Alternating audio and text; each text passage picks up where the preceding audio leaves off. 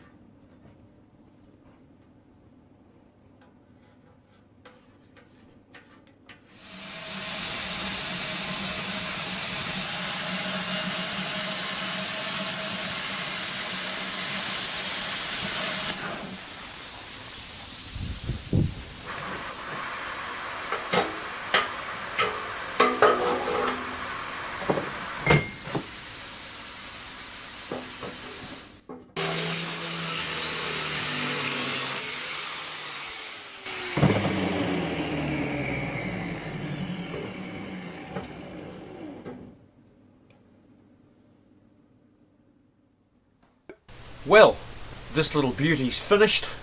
I took the plastic wheels off and made some steel wheels so they won't end up as puddles on the ground the first time I use it. I've painted it with a high temperature paint, but before I painted it with a high temperature paint, I did a little bit of work inside it. The oval piece that I cut out for the window has been utilised inside as a baffle to create a secondary burn and divert more heat up into the hot plate. I'm really happy with this. Now that I've got the fire roaring with a selection of timbers from around the property, I'm ready to start cooking. I got some hash browns here straight out of the freezer. I'll put those on early so that they can thaw, and as it comes up to temperature we'll get these 2 steaks on.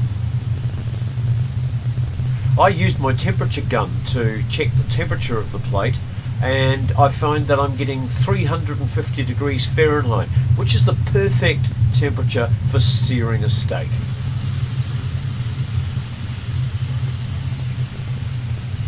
"30 to 40 seconds on each side and we're ready to go."